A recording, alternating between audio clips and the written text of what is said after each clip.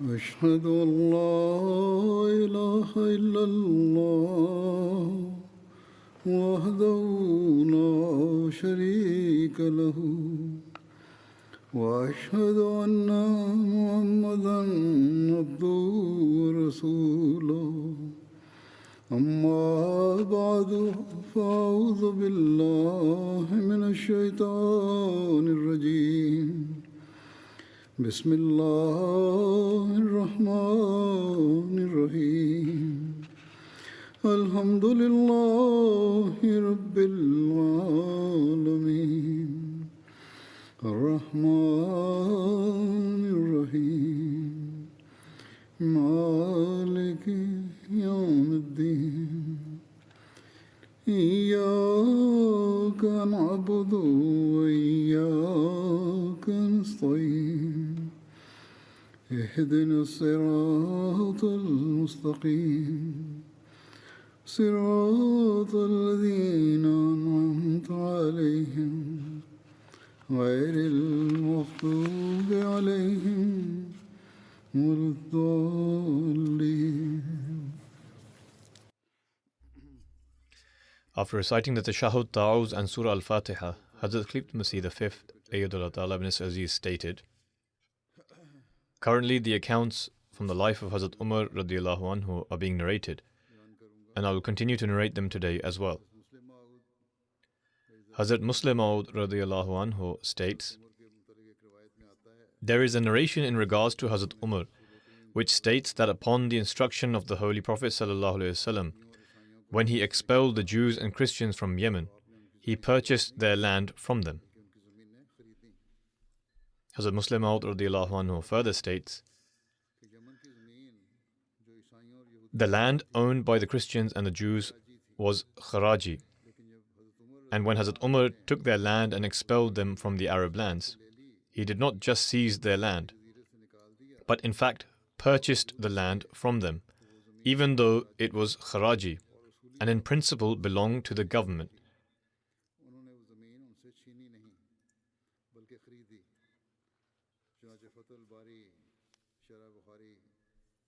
A hadith is mentioned in Fathul Bari, the commentary of Sahih Bukhari, and states, عن يحيى بن سعيد أن عمر رضي الله عنه أجلى أهل نجران واليهود والنصارى واشترى بياض أرضهم وكرومهم. That is, Yahya bin Sa'id narrates that Hazrat Umar radiallahu anhu expelled the idolaters, Jews and the Christians of Najran and paid for their lands and orchards. It is clear the land which belonged to the Jews was not ushri, because if it was ushri, then it would have had a Muslim owner, and there would be no reason to pay the Jews for it. Thus, this land was undoubtedly Kharaji, just like the land in India is also referred to as Kharaji. However, Hazrat Umar radiallahu anhu did not take possession of the land by considering it to be Kharaji, and thereby declaring it as the property of the government. In fact, he paid them for the land. It is possible that someone may claim that perhaps this land was neither Kharaji nor Ushri, and was classified as something else. But such a notion would be utterly foolish, and would reflect one's lack of knowledge of the Islamic Sharia.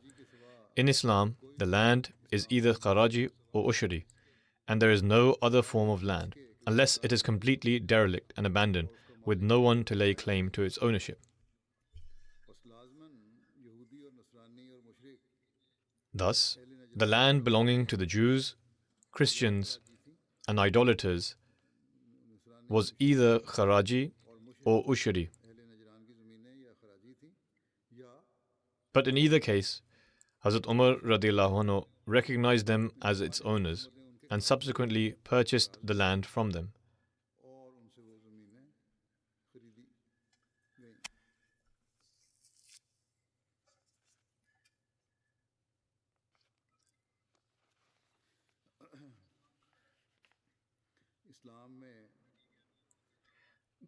Mentioning the prohibition of making slaves other than prisoners of war in Islam, Hazrat Muslim Maud radiallahu anhu states, Allah the Almighty states, Turiduna arad ad-dunya. Meaning, O Muslims, do you desire to behave like other nations and enslave their people to augment your power?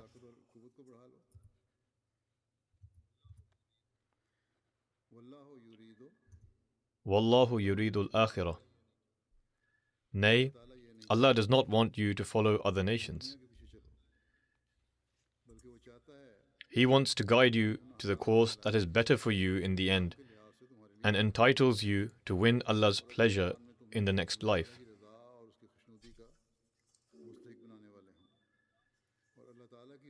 And with respect to gaining the nearness of Allah and attaining a good end, God decrees that it is better for you that you do not take any prisoners except when war is imposed on you. Thus, in Islam, one is not permitted to enslave anyone except as prisoner of war.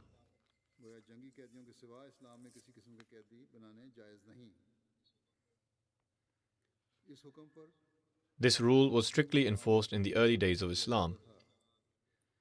During the reign of Hazrat Umar radiallahu anhu, a deputation from Yemen came and complained that before the advent of Islam, they had been made into slaves without any cause by a neighboring Christian tribe. Otherwise, prior to this time, they were free. Therefore, they ought to be relieved of this bondage.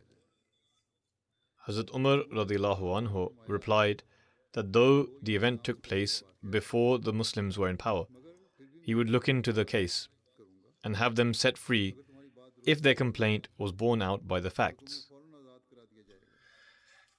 In contrast to this, Hazrat Muslim Maud radiallahu anhu is now comparing this conduct to the practice of Europe, that this was the Islamic stance taken by Hazrat Umar, or which he reassured them with. In contrast to this, what do we see in Europe? The Europeans continued to use slavery for advancing their trade and agriculture until the 19th century. There is no doubt that some instances of the un-Islamic custom of slavery can be found in Islamic history, but slavery was never practiced to promote domestic industry or trade. There is no concept of this in Islam.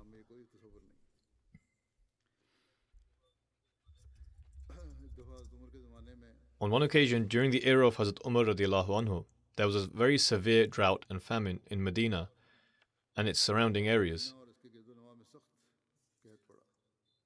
When the strong winds would blow, the dust would fly in the air like ashes. Thus, that year was referred to as Amul Ramada. Auf bin Harith relates from his father that year was known as Amul Ramada, i.e. the year of the ashes, because owing to the lack of rainfall, the land had become black like ash, and this condition remained for a duration of 9 months. Hizam bin Hisham narrates from his father, in 18 Hijri, when people returned from the pilgrimage of Hajj, they were faced with great hardships. There was a severe drought. The cattle died and people also began to die of hunger to the extent that they would finally grind the animal bones and mix it in water to drink, and they would dig up the burrows of mice, etc., and eat whatever they could find. Hazrat Ibn Umar radiallahu anhu relates that Hazrat Umar bin Khattab radiallahu anhu wrote a letter to Hazrat Amr bin As during Amul Ramada, which stated, "In the name of Allah, the Gracious, the Merciful, from the servant of Allah, Umar, the leader of the faithful, to Asi bin Asi, may peace be upon you. Would you like to witness me and those who are with me to die whilst you and those who are with you remain alive? Is there anyone to help?" Hazrat Umar then wrote the word help 3 times. In reply to the letter, Hazrat Amr bin Al-As wrote, "In the name of Allah, the Gracious, the Merciful, there is none worthy of worship except Allah. To the servant of Allah, help has arrived, but you will have to just wait a little while. I am sending a caravan of camels. The first among them would be with you, and the last of them would still be with me. In other words, it was such a large caravan of camels. The governor of Egypt, Hazrat Amr bin As, sent 1,000 camels laden with grain and corn, and clarified butter, clothes, etc. were also sent in addition to that. The governor of Iraq, Hazrat Saad, sent 3,000 camels laden with grain and provisions, as well as clothes. The governor of Syria, Hazrat Amir Muawiyah, sent 1,000 camels laden with grain and also sent clothes and other provisions in addition to that. When the first stock of grain arrived, Hazrat Umar bin Khattab stated to Hazrat Zubair bin al-Awwam, "Stop the camels and turn them in the direction of the surrounding villages and distribute the provisions among them first. By God, it is possible that aside from the honor of enjoying the company of the Holy Prophet ﷺ, you may not have been granted a better opportunity than this. Also, make garments from the sacks so that they can wear them, and slaughter the camels for them so that they can eat its meat, and take the animal fat away with them. Do not wait for them to say that they will wait for the rainfall. They should cook the flour and gather the provisions until Allah the Almighty grants them ease." In other words, they should cook some of the provisions and store some of it for themselves as well. Hazrat Umar radiallahu anhu would have the food prepared, and then it would be announced that at mealtime, if anyone wished to come and eat, they should come. And if anyone wanted to take the food back to their families, they could come and take it. Hazrat Umar would prepare sarid for the people, which was a dish prepared by mixing small pieces of bread in a broth. There was flat bread which had stew made from olives and would be cooked quickly in pots. Camels would also be slaughtered, and Hazrat Umar would sit with the people and eat whatever they were eating. Abdullah bin Zayd bin Aslam relates from his grandfather that Hazrat Umar would continually keep fasts. During the Amul Ramada, bread would be presented to Hazrat Umar radiallahu anhu, which had been mixed with olive oil. One day, the camels were slaughtered and people were given its meat, and they kept the best portion of its meat for Hazrat Umar. When this meat was presented before Hazrat Umar, which consisted of pieces of the camel's hump and liver, Hazrat Umar inquired where this meat had come from, and was informed, "O leader of the faithful, this has come from the camels which we slaughtered today." Hazrat Umar stated, "What a pity, what a pity. How awful a leader would I be if I ate the best part of the meat and leave the least favored parts for others. Take this bowl away from me and bring me other food instead." And so, bread was brought mixed in olive oil. Hazrat Umar broke the bread into pieces and then prepared the tharid himself. He then stated to his assistant named Yarfa to take the bowl and give it to such and such family in Samak. Samak was a date orchard close to Medina, which was owned by Hazrat Umar, and he had donated this orchard. Hazrat Umar further stated, "I have not given them anything for the last 3 days, and I believe they have not had anything to eat. Thus go and present this to them." Hazrat Ibn Umar narrates, during the days of the famine, Hazrat Umar radiallahu anhu started to do something which he never did previously. He would lead the Isha prayers and would then return to his residence and would continue to offer prayers until the latter part of the night. After that, he would leave his residence and would do rounds of the inspection in Medina. One night, at the time of Sehri, I heard him say, "Allahumma la taj'al halaka ummata Muhammadin ala yaday," meaning, "O Allah, do not allow the ummah of Muhammad ﷺ to perish at my hands." Muhammad bin Yahya bin Habban relates that once during the days of the famine, bread was presented before Hazrat Umar which had been mixed in animal fat. Hazrat Umar called a Bedouin to come close to him, and he began to eat alongside Hazrat Umar. He quickly began to take the fat from the edges of the bowl, upon which Hazrat Umar radiallahu anhu stated, "You are eating as if you have never eaten animal fat before." He replied, "Indeed, For many days I have neither eaten clarified butter nor olives, and nor have I seen anyone else eat it. Upon hearing these words, Hazrat Umar radiallahu anhu vowed to neither eat meat or clarified butter until people did not enjoy the same comforts as it did before. Ibn Taus relates from his father that Hazrat Umar radiallahu anhu did not eat meat nor clarified butter until people returned to their normal conditions. Since he would not eat any clarified butter, Hazrat Umar's stomach would rumble. However, Hazrat Umar radiallahu anhu would address his stomach and say, "You may rumble, but by God, you will not get anything until people return to their normal conditions and eat as they did before." Ayaz bin Khalifa states, "During the year of the famine, I saw that the complexion of Hazrat Umar's skin had completely darkened, even though before he had a very fair complexion. We would inquire as to how this happened, and the narrator told us, Hazrat Umar was an Arab, and butter and milk was part of his diet. When the famine occurred, he declared all these foods unlawful for him until people did not return to their normal conditions. Hazrat Umar would eat his food with oil, as a result of which his complexion changed. And then when he went without food, his complexion changed even more." Usama bin Zayd Aslam narrates on the authority of his grandfather, "We used to say that if Allah did not provide us relief from this famine and drought, Hazrat Umar would grieve himself to death due to his constant worry for the Muslims." Zayd bin Aslam narrates from his father, "During the era of the drought and famine, people from all over Arabia came to Medina.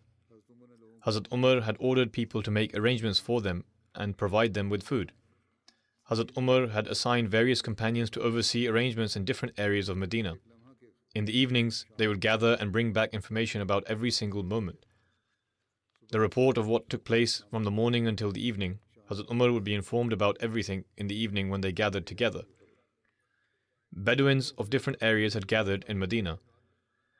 One night, when everyone had eaten dinner, Hazrat Umar radiallahu anhu said to count the number of the people that had eaten dinner with them. When the total was counted, it was almost 7,000 people. Hazrat Umar then said, "Count those people who were not present at the time as well as the sick and the children." When they were included, the total number of people was 40,000. After a few days, this number increased. When they were counted again, the number of people who would eat with them totaled 10,000, and the others were 50,000.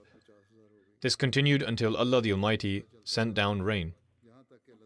When it had rained, I saw that Hazrat Umar ordered his governors to make arrangements for their citizens to return to their areas, and for them to provide them with mounts and grain for it.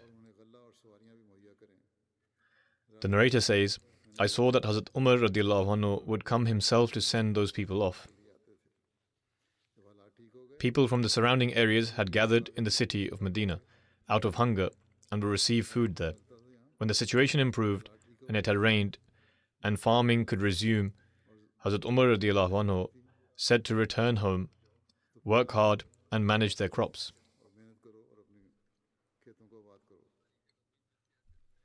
In Tabari, with regards to the end of the famine, it is written that one person saw in a dream in which the Holy Prophet ﷺ said to be mindful of prayers.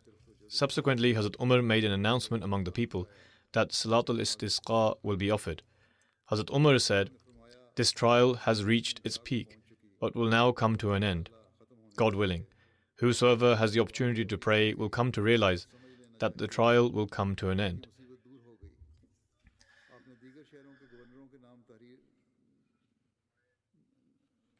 Hazrat Umar wrote letters addressing the governors of other cities and said to them, "Offer Salatul Istisqa for the residents of Medina and its surroundings, because they have endured great hardship." Hazrat Umar gathered the Muslims in an open plain to offer Salatul Istisqa. He came with Hazrat Abbas radiallahu anhu, delivered a short sermon, and then led the prayers. He then sat down and prayed, "Allahumma iyyaka na'budu wa iyyaka nasta'een. Allahumma ighfir lana warhamna warda anna."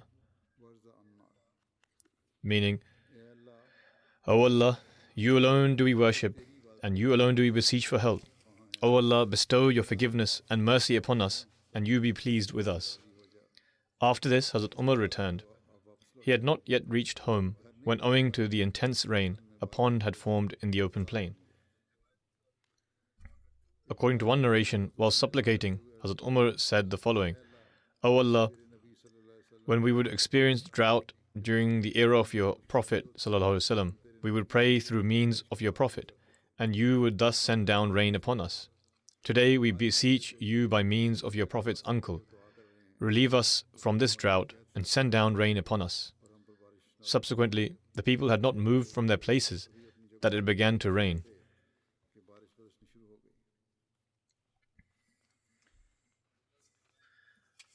Abdullah bin Ibrahim has narrated about when the straw prayer mats were first laid out in Masjid Nabawi. Initially, people would pray without it directly on the floor or any soft area, and there would be dust on their foreheads. Afterwards, the custom of using prayer mats came into effect. Abdullah bin Ibrahim narrates that the first person to use straw prayer mats in Masjid Nabawi was Hazrat Umar bin Khattab. Before this, when people would raise their heads after performing sajda, they would wipe their hands. Subsequently, Hazrat Umar ordered for prayer mats to be laid down, which were brought from Aqiq and laid down in Masjid Nabawi. Aqiq is the name of a valley which spans almost 150 kilometers from the southwest of Medina up to the northwest of Medina. It is said to be a large valley.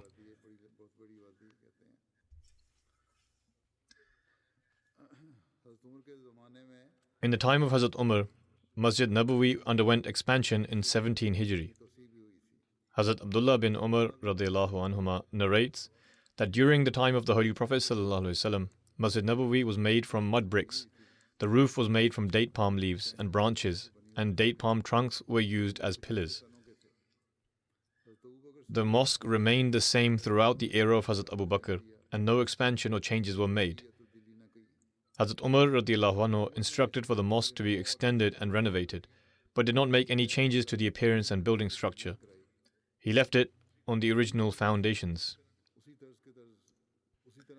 The roof was kept in its original condition using date palm leaves, but changed the pillars using wood instead. The renovation of the mosque was completed in 17 Hijri under the supervision of Hazrat Umar. After this expansion, the area of the mosque increased from 100 by 100 cubits, which is approximately 50 by 50 meters, to 140 by 120 cubits, approximately 70 by 60 meters. From this narration, it is evident that during the era of Hazrat Abu Bakr radiyallahu anhu, the mosque remained in the same condition as it was during the time of the Holy Prophet sallallahu alaihi wasallam, but it was extended significantly due to the construction in the time of Hazrat Umar. Abu Sa'id Khudri radiyallahu anhu narrates that Hazrat Umar gave instructions to expand Masjid Nabawi and to make provisions for people to be safeguarded from the rain, but to avoid the use of red and white in the renovations, because it is these sorts of adornments that place man in trial. Hazrat Umar was careful in what he spent and ensured it remained in the same style and design as it was in the blessed era of the Holy Prophet ﷺ. During the expansion, he obtained the houses that were attached to the mosque to the northern, southern and western side.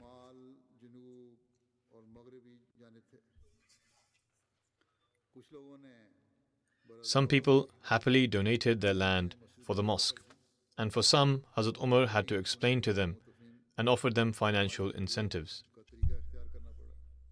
Hence, Hazrat Umar had to purchase some land and include it as part of the mosque. In the time of Hazrat Umar radiyallahu anhu, the practice of conducting a census was carried out, or he requested for it to be conducted, and also assigned food rations.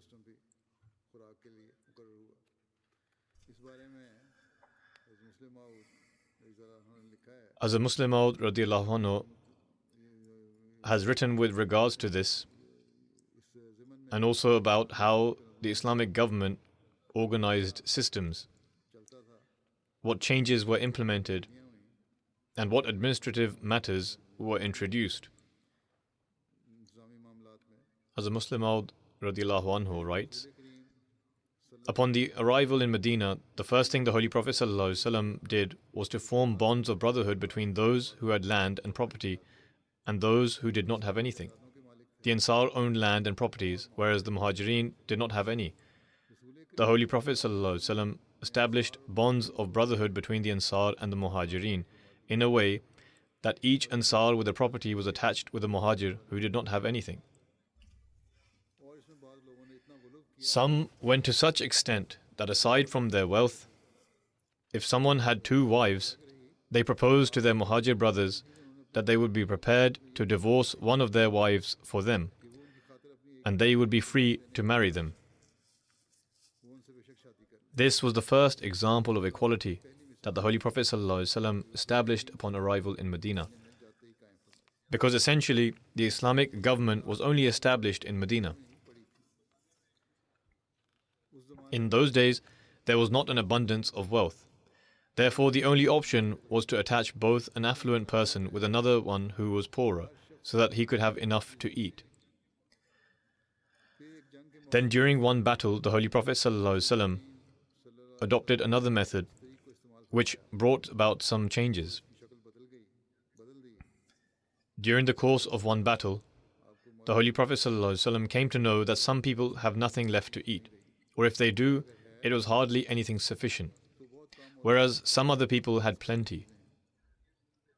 Observing this situation, the Holy Prophet ﷺ stated, "Whoever has anything with them, they ought to bring it and collect it at one place."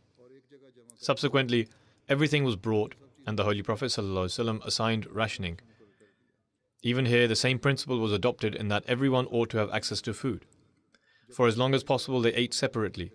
But when this became impossible, and there was a danger that some people would starve, the Holy Prophet ﷺ forbade eating separately and instructed that food would be distributed evenly from one place. This decision was taken given the situation at the time.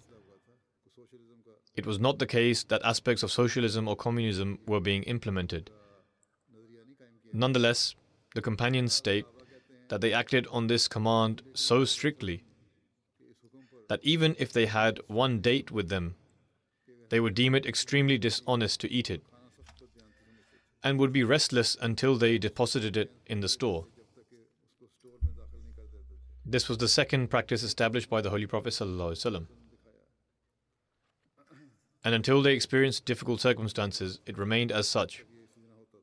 And this was the practice established by the Holy Prophet ﷺ. Then later, in the time of the Holy Prophet ﷺ, they experienced affluence, and Allah the Almighty blessed them with an abundance of wealth. But Allah the Almighty wished for a proper system to be established after the Holy Prophet ﷺ, lest people say that this system was something confined only to the Holy Prophet ﷺ, and nobody else could implement it after him. When they were blessed with wealth, the old system was established, which Allah the Almighty ensured would come into effect after as well. How was this achieved? Hazrat Muslim Maud radhiyallahu anhu writes, "Hence, on the one hand, Allah the Almighty established an example through the Holy Prophet ﷺ, and on the other hand, upon his arrival to Medina, the Ansar presented all their wealth to the Muhajirin. The Muhajirin said that they were not prepared to take these lands without recompense, and they will work as farmers on these lands and pay them their dues. This was the desire of the Muhajirin which they expressed. However, the Ansar showed no hesitation in offering them their wealth. This is similar to the example whereby the government is providing rations and someone does not take it. In this case, the government would be blameless. It would be declared that the government had prescribed rations, and now it was up to others to accept it or decline it. Similarly, the Ansar offered everything. It is a separate matter that the Muhajirin did not accept it. Thus, the Holy Prophet ﷺ had established this practice during his lifetime, to the extent that when the king of Bahrain accepted Islam, the Holy Prophet ﷺ guided him to provide 4 dirhams and clothing as sustenance for all those in his country who did not possess land for their livelihood, so that they do not remain hungry and deprived. Later, the Muslims began to acquire a lot of wealth. Because the Muslims were fewer in number and the wealth was plentiful, there did not seem to be a need for a new regulation to be introduced at the time. This is because the objective of the time was being met. The general principle is that a new law should be instituted when there is a danger, and so long as there is no danger, it is the choice of the government whether or not they institute a particular law.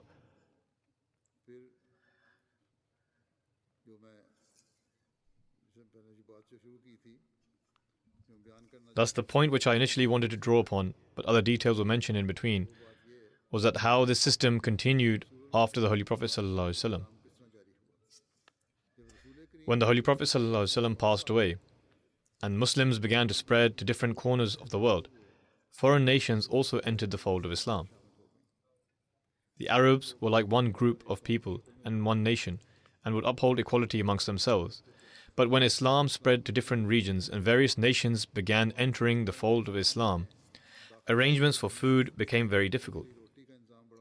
Ultimately, Hazrat Umar radiallahu anhu conducted a census for all individuals and established a system for rationing, which lasted until the reign of the Banu Umayyah. European historians admit that the first census ever taken was by Hazrat Umar radiallahu anhu. They also admit that this very first census taken by Hazrat Umar radiallahu anhu was not to seize the wealth of its citizens, but to establish a system for their sustenance.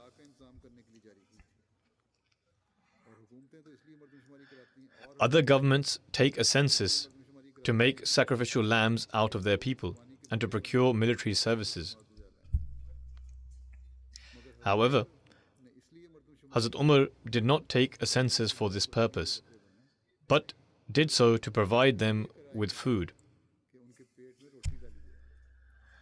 and to ascertain the number of people and how much food would be required. Therefore, after taking the census, all people would receive sustenance under a designated system, and a monthly allowance would be given to fulfill other remaining necessities. This task was completed with such care that during the time of Hazrat Umar radiallahu anhu, when Syria was conquered and an abundance of olive oil was acquired and everyone began to receive their share, Hazrat Umar radiallahu anhu said to the people that his stomach swells with the use of olive oil. Hazrat Umar himself received a share of that oil and explained that by using olive oil, often his stomach became bloated. He asked for permission to exchange clarified butter from the treasury of equal value with the olive oil he received, because it was harmful to his health. Thus, this was the first step in Islam that was taken to fulfill the needs of the people. And it is clear that if such a system is established, no other arrangement is required, because the government would be responsible for the needs of the whole nation. Their sustenance, their clothing, their education, treatment for illnesses, and building homes for lodging would all be the responsibility of the Islamic government. If all of these needs continue to be fulfilled, then there will be no need for any insurance, etc.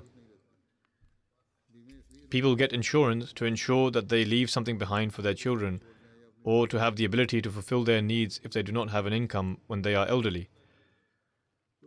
If the government takes on the responsibility, there remains no need for insurance. Then Hazrat Muslim Maud radiallahu anhu writes, those who came later began saying that the decision of whether to give or not to give is exclusive to the ruler's choice. Since the Islamic teachings had not been firmly implemented, those people became inclined once again to the ways of Caesar and Chosroes. They inclined towards the ways and practices of other kings, which then became commonplace. With regards to the Islamic government establishing an infrastructure for food and clothing of every person, Hazrat Muslim Maud radiallahu anhu further states, when the Islamic government obtained wealth, it created infrastructure for the food and clothing of every person. Hence, as mentioned earlier, it was in the era of Hazrat Umar radiallahu anhu when the system was complete, at which time, according to the teachings of Islam, food and clothing of every person was the responsibility of the government, and it carried out this duty with great care.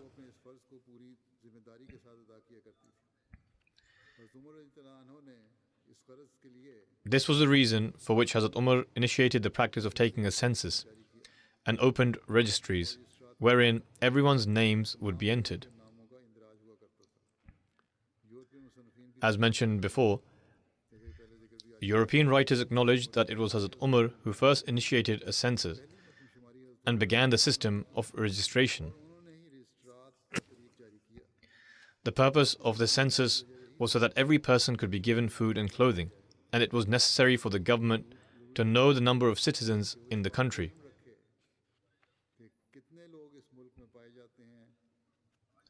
Today, it is said that Soviet Russia was the first to create a system for providing food and clothing to the poor. However, such an economic system was first established by Islam. From the practical standpoint, during the era of Hazrat Umar, the names of people from every village, town and city were entered into a registry. The names of everyone's wives, children, and the total number would be recorded. And then the amount of sustenance for each person would be stipulated, so that even those who ate less could be content with their share, and also those who ate more could eat to their fill. It is recorded in history that in his earlier decisions, Hazrat Umar had not provided for the needs of suckling babies, and an infant's due ration was granted only after it had been weaned by its mother. As I mentioned in the previous sermon, one night, while out on a round of quiet inspection, Hazrat Umar radiallahu anhu heard the wailing sound of an infant from a tent, which made him pause. But the cries continued, even though the mother tried to put the child to sleep by patting him. Eventually, Hazrat Umar radiallahu anhu entered the tent and inquired of the mother, "Why do you not suckle the child? The child has been crying for quite some time." The woman did not recognize him and thought he was an ordinary person. Hence, she answered, "Are you unaware that Hazrat Umar has decreed that no ration be granted in the case of suckling infants? We are poor people with hardly enough to make ends meet. I have weaned the child early so that we should get the child's share of ration from the treasury. If the child cries, then it is the fault of Umar who created such a law."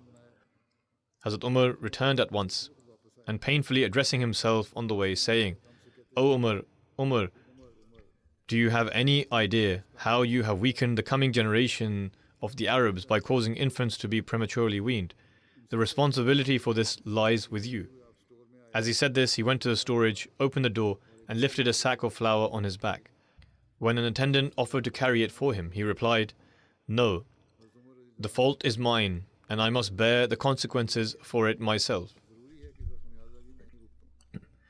He then carried the flour to the woman and ordered the next day that a ration be granted for a child from the day it was born, because the nursing mother would be in need of better nourishment as she feeds the child.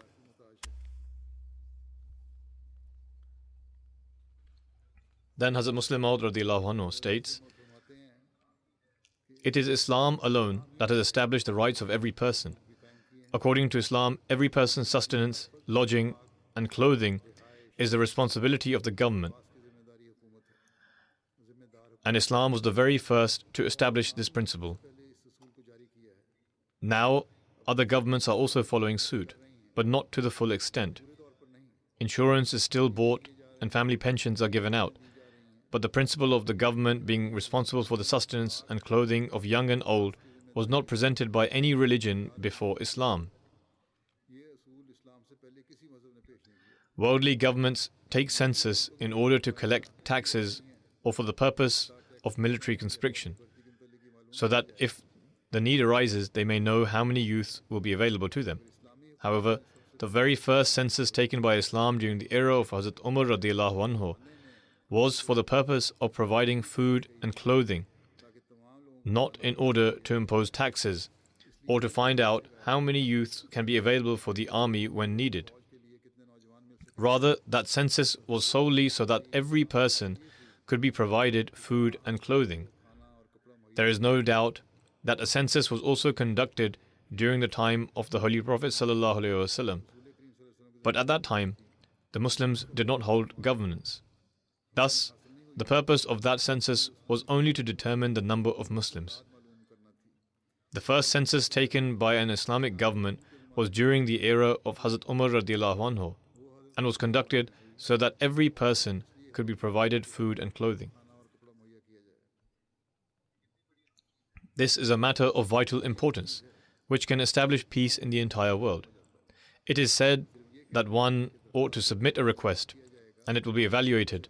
However, not everyone's sense of honor will permit them to submit such a request that would be then evaluated. Thus, Islam established the principle that the responsibility of providing food and clothing lies upon the government, which will be provided to the rich and poor alike, even if they are millionaires, and even if they decide to pass it on to someone else. This is so that nobody is made to feel as if they are inferior. If the rich are righteous, then they will certainly give forth whatever they are given to those in need, rather than benefiting from it themselves. During the era of Hazrat Umar, countries were divided into provinces. In 20 Hijri, Hazrat Umar split the occupied territories into 8 provinces so that administrative affairs could be better dealt with. Number 1, Makkah. Number 2, Medina. Number 3, Syria. Number 4, Jazeera. Number 5, Basra. Number 6, Kufa. Number 7, Egypt. Number 8, Palestine.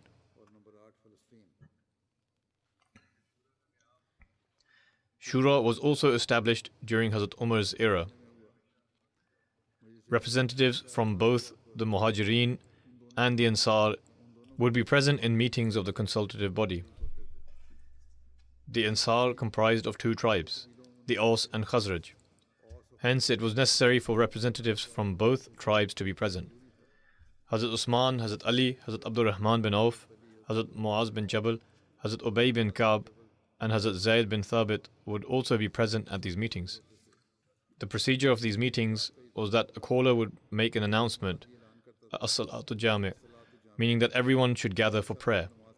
When people would gather, Hazrat Umar would enter Masjid Nabawi and offer 2 units of prayer. After completing his prayer, he would go to the pulpit and deliver a sermon, and the matter which required discussion would be presented. Subsequently, a discussion would then ensue. When it came to smaller matters pertaining to everyday life, the decision of this body would be considered sufficient. However, when a more serious matter was presented, a general meeting comprising of the Muhajirin and Ansar would be held, and the matter would be settled upon everyone's consensus. Various matters such as the army's salary, structures of offices, appointments of governors, the freedom of foreigners to conduct businesses, and the stipulation of tariffs would be presented and determined in the meetings of this consultative body. The meetings of the Shura would usually be held only when very important matters arose. Aside from this, there was another meeting which would speak about administrative and important matters on a daily basis. This meeting would always take place in Masjid Nabawi, and only the Muhajirin companions would take part. In the daily meetings for reports on the provinces and districts that would reach the Khalifa, Hazrat Umar would ask whether there was any other matter to be discussed and would take people's opinions. Aside from the members of the Shura, the general population also had a say in administrative matters. It was often the case that the governor of a province or district would be appointed by the citizens. In fact, in some instances, formal elections would be held. When tax collectors were being appointed in Kufa, Basra, and Syria, Hazrat Umar radiallahu anhu instructed all 3 provinces that they should each select and send a person who they like and who they deem to be the most trustworthy and capable among all the people.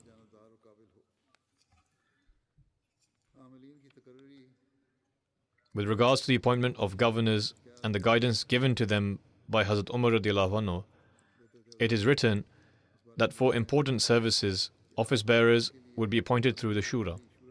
Those upon whom everyone agreed would be appointed.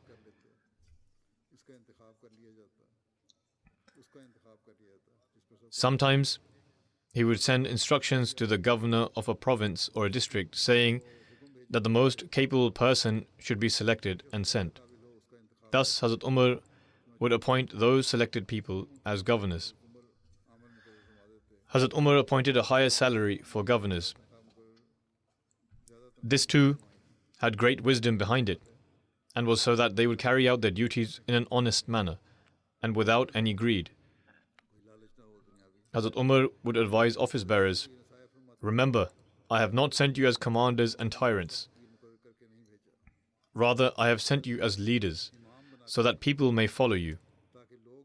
Fulfill the rights of Muslims.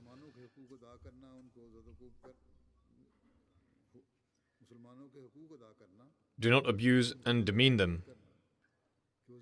I do not punish them unnecessarily. Rather, try to fulfill their rights. Do not unnecessarily compliment anyone, lest they fall into trial. Do not keep your doors closed to them, lest the strong devour the weak. Do not give yourself precedence over anyone, for this would be an injustice upon the people. An oath would be taken from whoever was appointed as a governor that they would not ride on a Turkish horse, they would not wear fine clothes, they would not eat sifted flour, they would not appoint gatekeepers, and they would always keep their doors open for those in need." This guidance was for all appointed administrators, and they would be read out to the people. After these governors had been appointed, an inventory of their wealth and possessions would be made.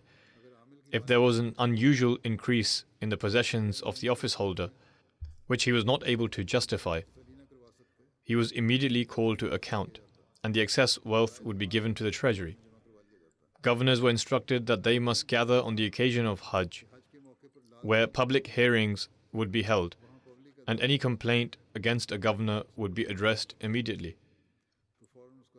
Complaints against the governors would be presented. There was an office in order to investigate them, which comprised of esteemed companions who would carry out the investigations. If the complaint turned out to be valid, the workers would be held accountable. With regards to complaints made against governors and the manner in which Hazrat Umar handled them, Hazrat Muslim Maud radiallahu anhu writes, "There is an incident in relation to Hazrat Umar. The people of Kufa were quite rebellious and would always raise complaints against their office bearers, saying that such and such judge is a certain way, or that one person has this weakness and another person has that weakness. Upon these complaints, Hazrat Umar would change the office holder and would send a different officer in his place, i.e. he would change them. Some people said to Hazrat Umar radiallahu anhu that this was not right, and that if he continued changing them, the people would continue making complaints. Therefore, he should not constantly change their superior officers. However, Hazrat Umar said that he would continue changing the officers until the people of Kufa themselves became tired of making complaints. When he received similar complaints from them for some time, Hazrat Umar said, "I will now send the people of Kufa a governor who will deal with them." This governor who was sent by Hazrat Umar was a 19-year-old youth by the name of Abdurrahman bin Abi Layla. When the people of Kufa came to know of the fact that a 19-year-old youth was appointed as their governor, they said, "Come, let us make fun of him." The people of Kufa were mischievous. They gathered all the senior individuals that would adorn themselves in cloaks and robes who were 70, 80, and even 90 years of age, and decided that all the people of the city ought to accompany these elderly individuals in order to welcome Abdurrahman and mockingly ask him of his age. And when he answers, they would mock him extensively over the fact that a boy had been appointed as their governor. Hence, in accordance with this scheme, they went 2 or 3 miles out of the city in order to welcome him. Abdurrahman bin Abi Layla was also approaching riding a donkey from the opposing direction. All the people of Kufa were standing in rows, and the front row consisted of the elderly chiefs. When Abdurrahman bin Abi Layla approached, these people asked, "Is it you who has been appointed as our governor? And is your name Abdurrahman?" He replied in the affirmative. Upon this, a senior person from among them came forward and asked, "What is your age?" Abdurrahman replied, "My age? You can guess my age from the fact that when the Holy Prophet ﷺ appointed Usama bin Zayd as the chief over 10,000 companions, among whom were Abu Bakr and Umar as well, I am 1 year older than Osama bin Zayd was on that occasion. Hearing this, all of them stepped back, and their plans were shattered. They retreated in embarrassment and said to one another that as long as this boy stays, you should not dare utter a word, lest he take strict action. Hence, he governed over them for a long time, and the people of Kufa did not dare to confront him.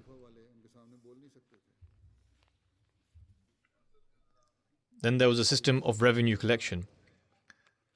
Following the conquest of Iraq and Syria, Hazrat Umar turned his attention towards the management of revenues.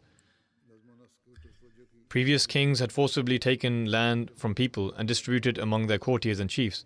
Hazrat Umar returned these lands back to the local people. Along with this, Hazrat Umar ordered that the Arabs who had spread across these lands would not carry out any agricultural work. That is, the Arabs would not be involved in farming. The benefit of this was that the Arabs did not have the experience of the farming methods required of that area as compared to the locals. Every region has its own method for agriculture. Hence, it was ordered that those who were not locals and had come from outside would not be involved in agriculture, and that this would be carried out by the locals. Previously, Kharaj was forcibly taken from the people. After establishing rules in relation to taxes, Hazrat Umar eased the method by which taxes were collected to a great extent, and he also made new amendments. He took great care of non-Muslims living under Muslim rule, and at the time of collecting taxes, he regularly asked if any injustices had been committed against them. He would ask the opinion of the non-Muslim subjects, who were either Zoroastrians or Christians, and he would also regard their opinions. For the expansion of agriculture, Hazrat Umar said in relation to barren pieces of land that whoever cultivates them, it will become their property, and a period of 3 years was designated for this. Rivers were made to flow, and the Department of Irrigation was established, which also oversaw the formation of ponds, etc. This was carried out in order to better the agricultural system. These were some of the achievements which I have just mentioned. There are further accounts of Hazrat Umar remaining. God willing, they will be mentioned in the future sermons.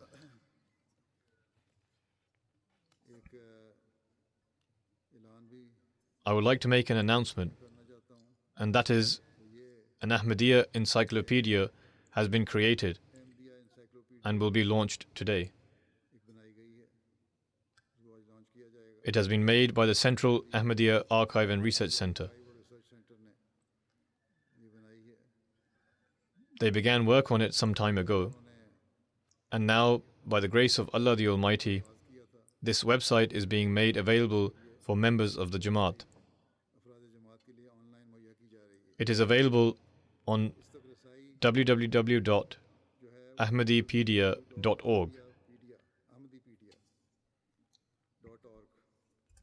where a homepage containing a search engine will open and can be used to search for information.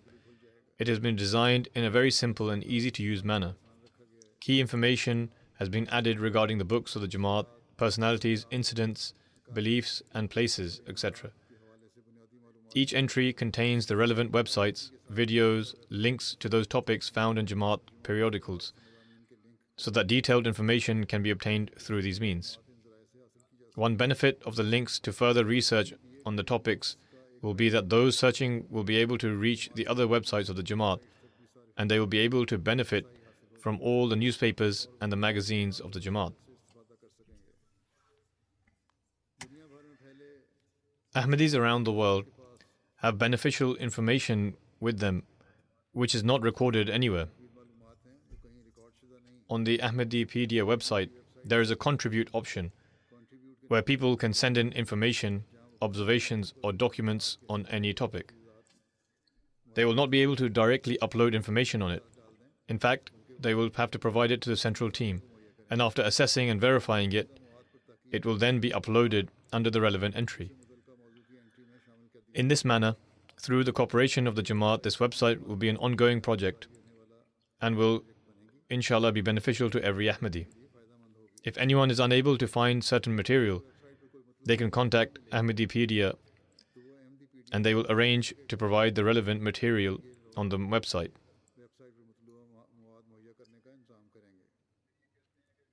They have further stated that although a lot of information has been uploaded through authentic sources, however, if anyone has any information that is different to the information provided on any subject, then they can provide the necessary facts so that after verifying it, the history of the Jamaat can be authentically preserved. The central IT team has worked in an excellent manner and with great effort in order to prepare the website and all its various technical phases. Their team consists of their full-time workers and also volunteers. For website's content, the missionaries serving in the Central Archive Department and also the volunteers have worked extremely hard. They have worked extremely diligently in locating the information, translating the material from Urdu, uploading the content and various other tasks related to the website. May Allah the Almighty reward them all. After the Friday prayers, I will, God willing, launch the website.